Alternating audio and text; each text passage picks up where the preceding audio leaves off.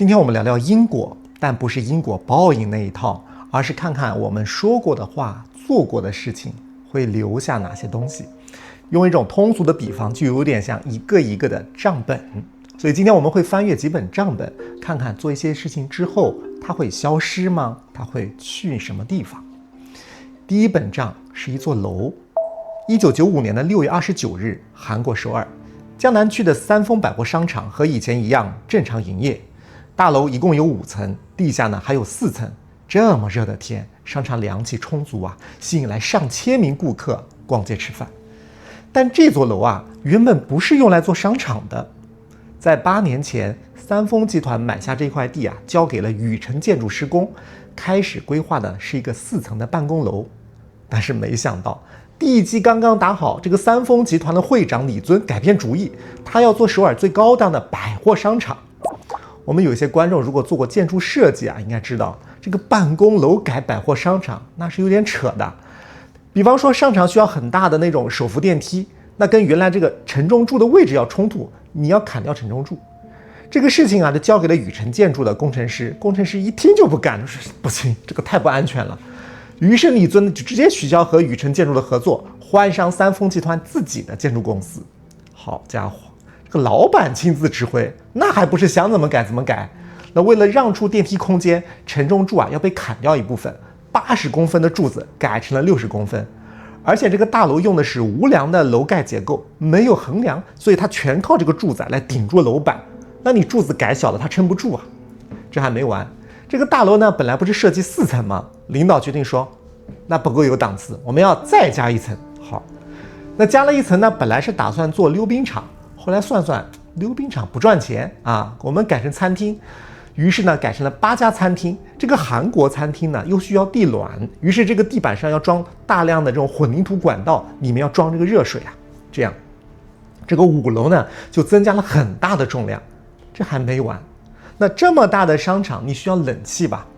楼顶上装了3台重型冷却塔，总重87吨。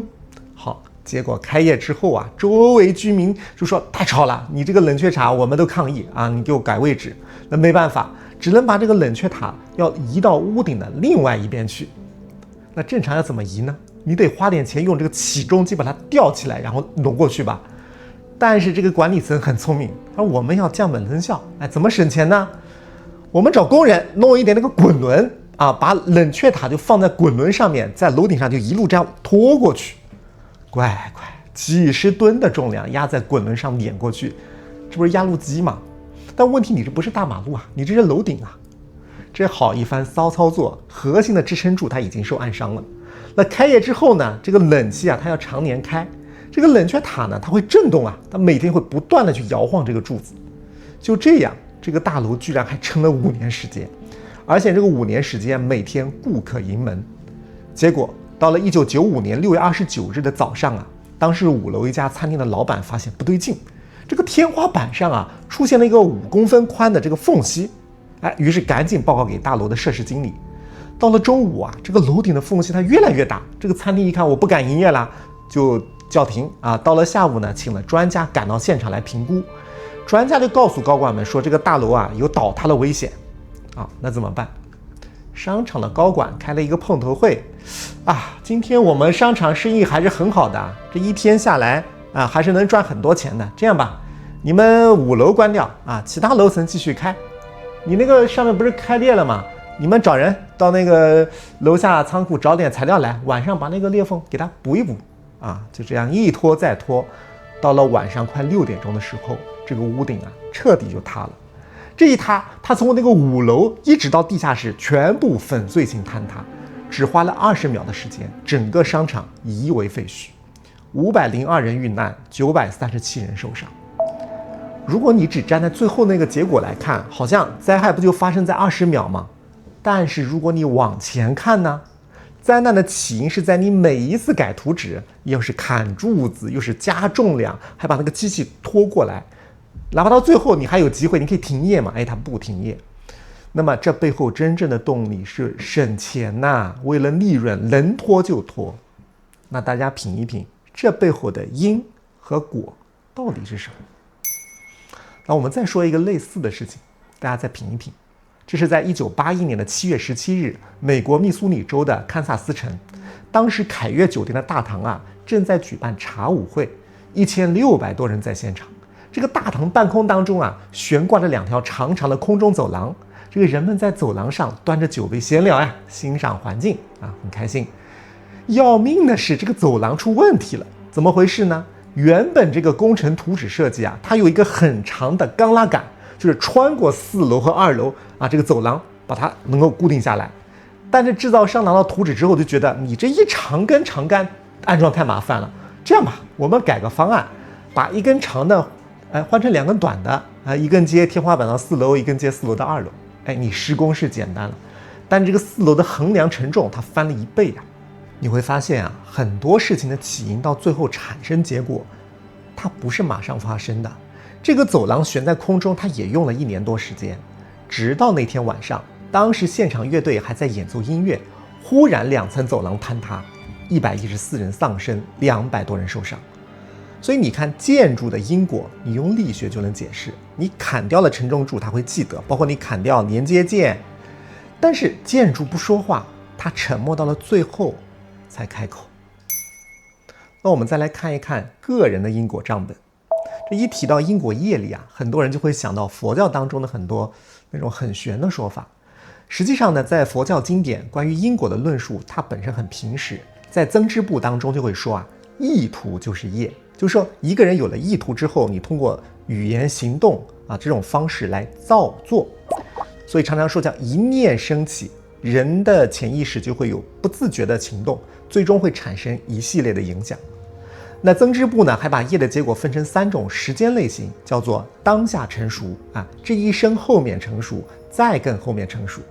你看经典当中它也是说有时间差的，那这就更加可怕。因为如果你当场就能看到结果的话，比方你说了一句话，马上就产生一些影响，你能及时察觉去调整。但是有一些说过的话做过的事情要很久才能看到结果，等到反应的时候已经来不及了。所以易经当中认为做事情最好的不是追求好，而是无咎。那怎么办呢？为了能够应对这种我们不能马上看见的这种因果账本，那么中国在明清时期民间发展出了一种工具，叫做功过格。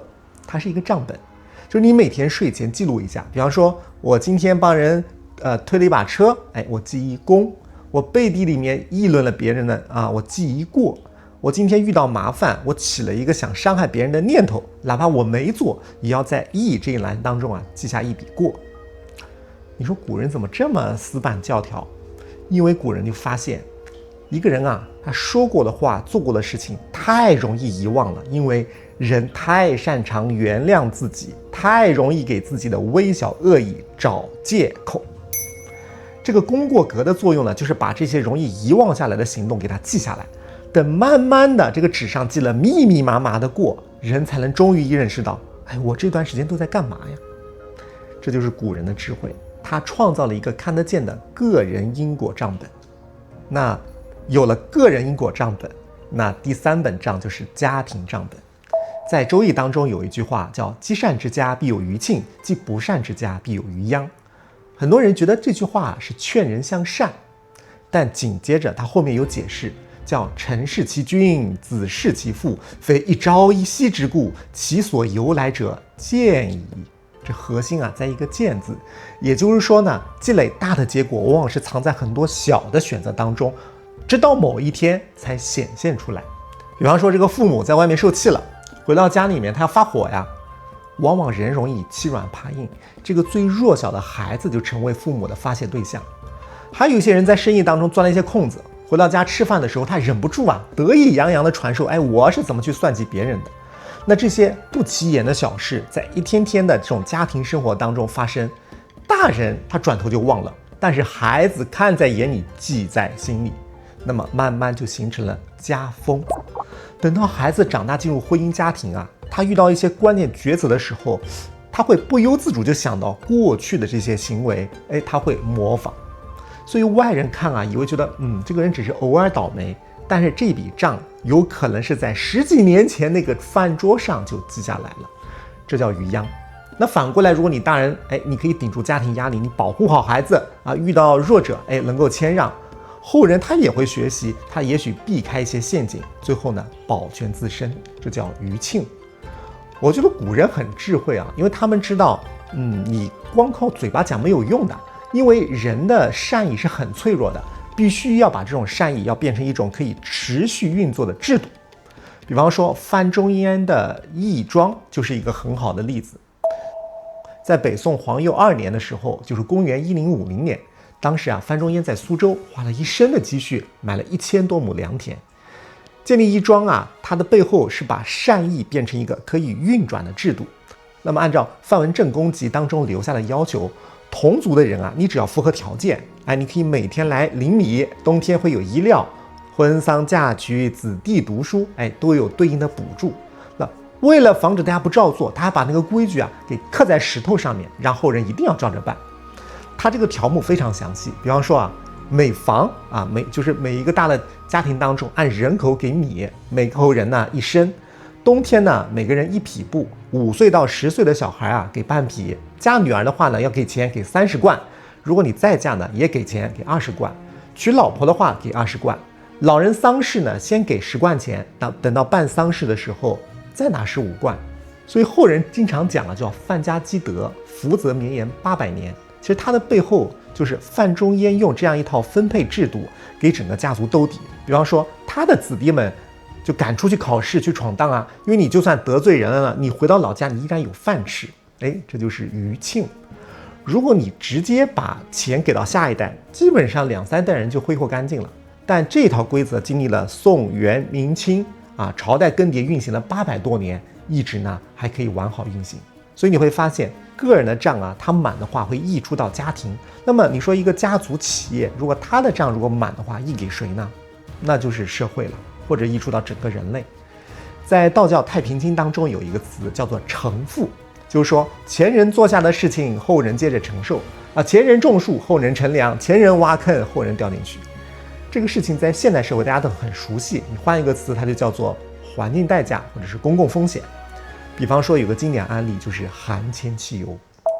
这个呢是在1921年的时候，当时美国通用汽车的化学家叫托马斯·米基利就发现我们在汽油当中可以加入4乙基铅，可以减轻发动机的爆震，这样我整个发动机就可以安静了，那汽车也会好卖。那么通用汽车和标准石油后来就联手成立了乙基公司，把含铅汽油推向市场。那么联合国环境规划署后来回看这段历史，他就说这个4乙基铅从1922年开始作为汽油添加剂，一直到20世纪70年代，整个世界上大部分的汽油都含铅。好，那你说好处是说完了，那代价呢？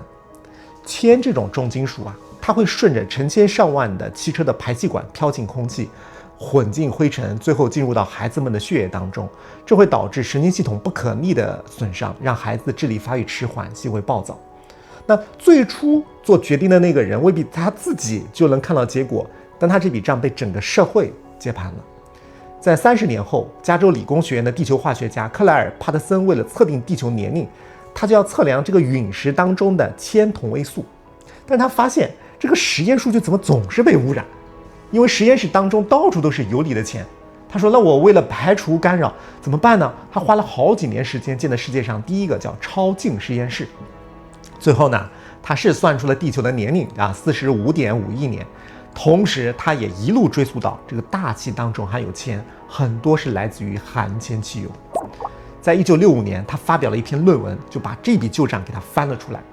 但是可想而知这个庞大的商业利益集团他肯定不甘心，于是他们断掉了帕特森的研究资金，相关机构还把他排挤出了专家委员会。那作为一个学者，你是选择闭嘴，还是站在正义和理性的这一方来对抗这样的一个庞大跨国集团呢？他选择了后者。为了采集无污染的样本，他跑到格陵兰岛钻取冰芯，跑到南极用深层的冰层数据来证明，在含铅汽油发明之前，地球大气当中含有的铅是非常少的。他花了整整20年，在国会听证会上作证，在学术期刊上和行业御用的科学家来辩论。终于在1986年，美国开始全面淘汰含铅汽油。2021年，联合国环境规划署宣布全球终结含铅汽油使用。UNEP 估算呢，全球淘汰含铅汽油可以避免超过120万例过早死亡，为全球经济节省2.45万亿美元。那反过来呢，这就是之前整个社会承担的代价。那这一笔账结了1个世纪。你看，这就是因果。它不是说传闻当中什么有一种超能力啊，主持正道，什么从天而降，没有的。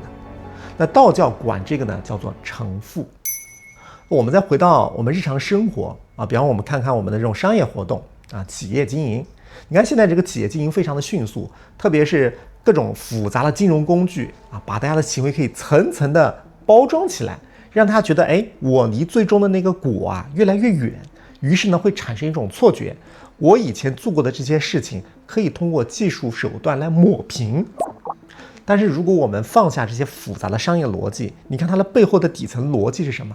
就是信用。像老派的中国商人很早就发现，比方说明清时期的晋商，他做票号，那个时候一张纸票你就可以走遍天下呀，那你可以兑换真金白银的。那他支撑这套信用体系的就是字号，而一家字号能够建立起来，它要靠几十年如一日的信用啊。比方说你账一定要清，你货一定要真，你承诺过的一定要兑现，否则就是自砸招牌。那我们现在会把这种招牌换成比方说品牌啊，什么信用评级，其实它背后还是信用。那有没有反面案例呢？我当时看到就是大众的柴油门。这个是2015年的时候，美国环保署向大众汽车发了一份通知文件，指控其违反清洁空气法。这个事情当时很震动啊。我们来看他这笔账是怎么做出来的。最早呢是在一间研发室当中，工程师在柴油机的发动机控制模块当中植入了一段软件程序。这个程序它很精妙，它可以实时的去监控汽车的方向盘、车速发动机的运行时间等等。那它干嘛的呢？我要判断你到底这个车是在路上驾驶还是在实验室当中做检测。如果我判断你这个是在检测汽车的话，那我的这个排放系统会全功率给它打开，那整个尾气不就符合标准了吗？但如果你正常上路，我排放控制系统会切换状态，那好处呢就是你可以获得更强的动力和更低的油耗，但你尾气就会超标。当时排放到空气当中的氮氧化合物最高达到了标准的40倍。那通过这种方式，检测报告完美无瑕，汽车就迈向了全世界。那管理层就很聪明觉得我成功骗过了监管。但这笔账被谁记下来了呢？被空气。当时美国西弗吉尼亚大学有几名研究人员接到一个测试项目，他们在几辆大众柴油车后面在后备箱当中装上这种便携式的排放测量系统，让这个汽车呢从加州的圣地亚哥一路开到华盛顿的西雅图。他们在路况当中就发现了异常数据。那 EPA 后来就统计，美国暗中大约有59万辆2009年到2016年的柴油车有这种软件，涉及到大众、奥迪、保时捷的 2.0 和 3.0 升的车型。好家伙，你看他作弊，那我不作弊我不吃亏了吗？那我也要上。大众汽车因此面临700亿美元的罚款和赔偿，多名高管面临刑事指控，几十年积累的品牌声誉遭遇毁灭性打击。出来混的早晚要还呐。FTX 的故事也是类似的，只是这个账本从空气换成金融。FTX 呢，曾经是全球最大的加密货币交易所之一，非常多的客户把钱存给他的平台，大家呢在他的平台上也可以查到自己的余额，但他们实际上在后台已经把资金给挪走了。创始人呢和核心高管把客户的数十亿美元存款偷偷转移到了自己名下的另外一家投资公司，用来投资政治、捐款、还贷款，甚至买豪宅。直到2022年底，媒体泄露了一份资产负债表，外人才发现真相，恐慌瞬间蔓延。那用户要集中提现就发生了挤兑，但是钱早就没有了。2024年，美国司法部公布FTX 创始人山姆·班克曼·弗里德被判处了25年的监禁。你看，在商业的因果账本当中只要你失去了信用，再大的商业帝国早晚也会崩掉。那我们聊到这里，很多人可能会疑惑，如果因和果真的存在，那为什么很多人做了坏事或者错事还能风光很多年，而有一些老实人他一直很苦呢？因为因果像一条长链，它是有时间差的，而结算对象也未必是刚刚开始的那个人。比方说汽油加铅的人他是赚到钱了，承担后果的是几十年之后的儿童，那为了节省成本，你砍掉城中住的是老板，承担代价的是5年之后的顾客。你会发现这个账未必落在一开始的那个人的头上，他可能是一群人，甚至是下一代人。也正是因为这样，那你正向的因也要很久才能开花结果。那有个非常经典的例子要分享给你，这就是2011年3月11号，当时日本发生的一个大地震，关于核电站的事情。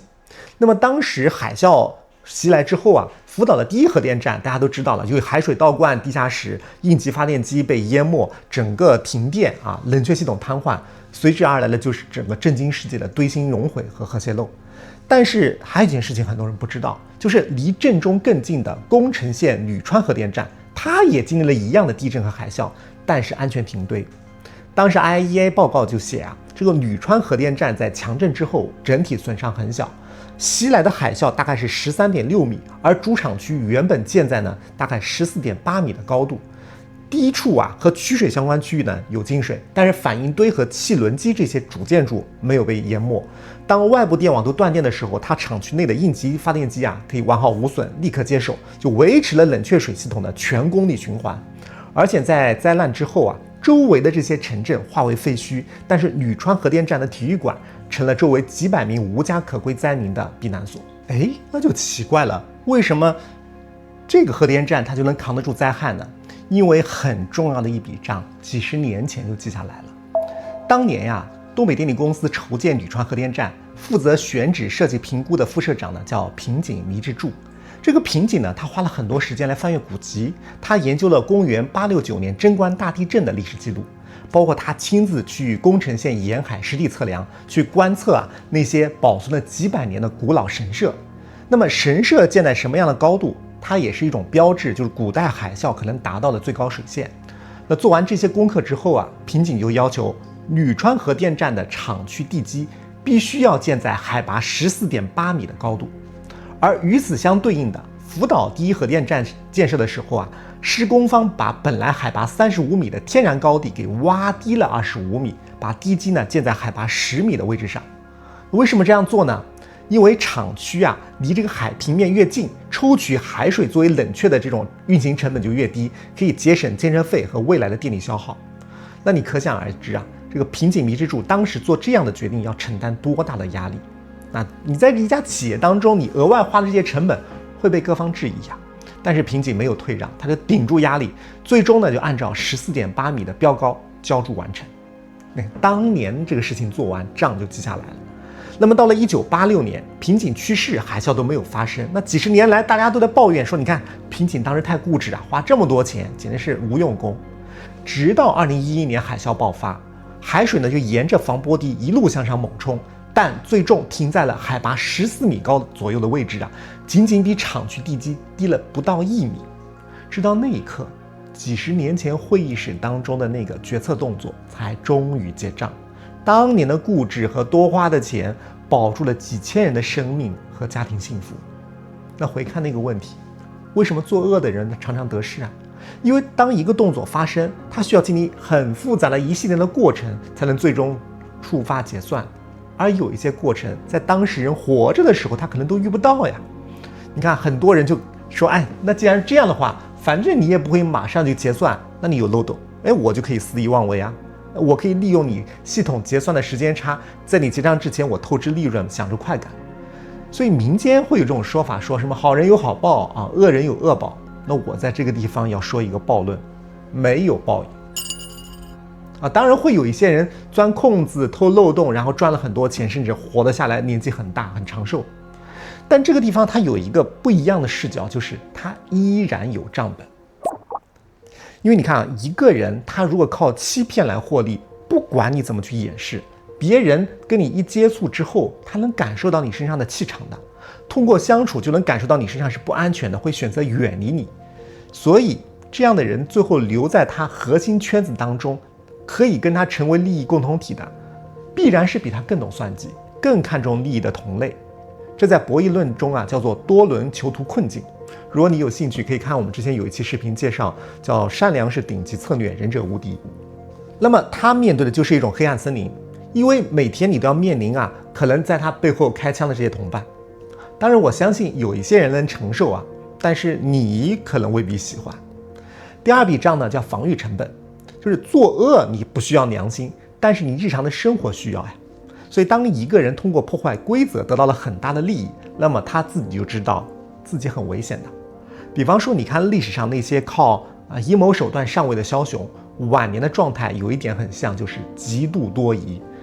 吃饭你要先试毒吧，睡觉要频繁换房间吧，连亲近的侍卫也要定期清洗吧，这就是代价。你精力要花很多防御周围这些事情，那一个人再也无法卸下心防安然入睡啊。第三笔账最要命，就是债务转移。如果这个人运气很好，没有被同伴干掉，也享受了荣华富贵一直到老，那这个账消失了吗？因果它这个关系不是看公平的，特别它不看你整个个人是不是公平，它看的是整个系统的能量是不是平衡的。比方你看那个《旧唐书》，宰相李林甫他把持朝政19年，成语叫口蜜腹剑，说的就是他。那他在世的时候排挤忠良，构陷政敌，手段很残忍。他的本人很聪明啊，没有受到什么所谓的报应啊。但是到天宝11年的时候，李林甫在权力的顶峰自然死亡。我们一般人来看，就是他坏事做绝他赢了呀。但这个账本没有消债，他死之后，个人的保护伞就消失了，那么系统立刻就会启动债务转移。他的尸体都没有来得及下葬，当年被他打压的政敌全面反扑啊。后来唐肃宗追夺他的一切官爵，连钉好的棺材都被强行撬开，剥去华服，挖出口中含有的宝珠，换上一口小木匣，以庶民身份下葬。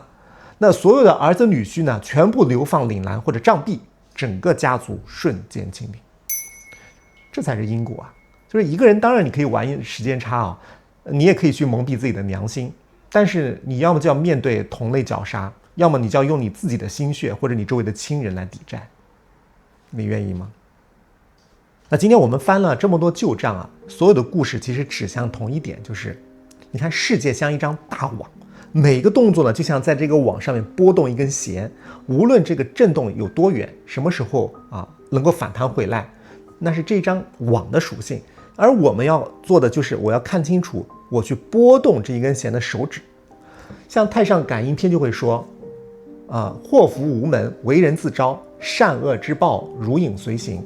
我们以前听这句话就觉得这个是古人在吓大家，但现在来看其实它非常的客观，就是你做了什么样的行为，它就带出什么样的影子跟着你。一个人去了解因果和不了解因果的区别是什么呢？前者不了解因果的人，他总是在等结果。如果好事发生了，就觉得是运气；坏事发生了是倒霉，那就会把大量的精力花在焦虑结果上面。比方说，我怎么样能够躲避报应啊？我怎么样能得到福报呀？它有点像一个人欠了一笔债或者欠了银行一笔钱，天天祈祷银行千万不要把这个账单寄到我家。而了解因果的人，他会把关注从结果收回来，去看自己的行为。因为已经完成的行动它不可逆转地改变着我们自己的个体关系环境，而我们唯一能控制的是当下，就是我们现在能做点什么来改变未来。但要做到这一点非常难。我们在之前的节目介绍过，人的大脑自带左脑解释器，太擅长篡改记忆，寻找借口原谅自己。那在这里，牧羊参考了古人的功过格智慧和现代认知行为疗法当中的自我监控思想，提供了一款牧羊人生账本的 AI 应用。它专为几类朋友设计，一种是容易冲动、内耗、拖延、事后后悔、想训练自我觉察的人，以及想修复关系、减少旧账、建立个人行为准则的人，或者你希望能够借助红尘修行，想把人生账本每日练习的人。那么使用也非常简单，只需21天，分3个阶段：唤醒期、重塑期和补账期。当然你也可以长期去使用它，成为你长期的人生账本。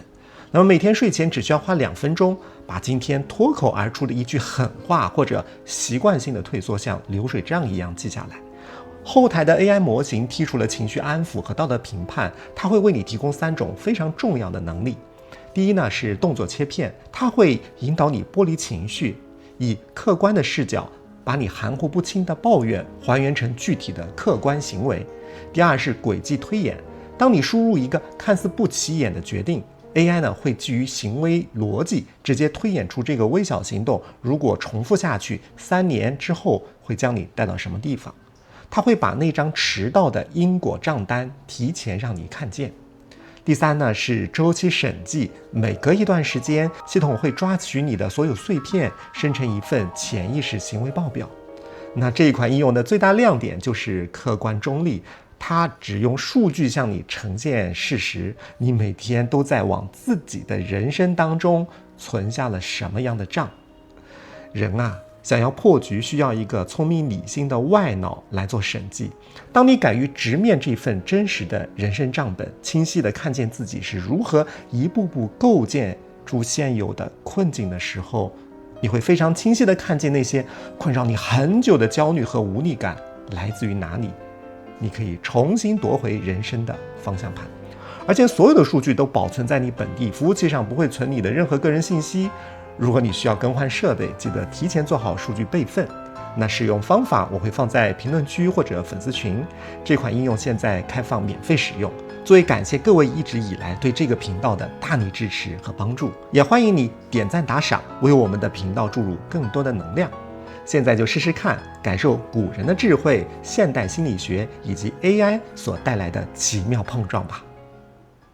如果我们这期节目让你想起了一个正在被旧账困扰，或者正打算铤而走险的朋友，你可以把这个视频发给他，但不需要教导他，让他自己去安安静静的去听完这些陈年往事。因为因果从来不劝人，它只是在那里等着每一个人自己去看清。在这里，愿你身后的影子清朗无碍。我是牧羊，用理性破译命运，用灵性抵达自在。我们下期再见。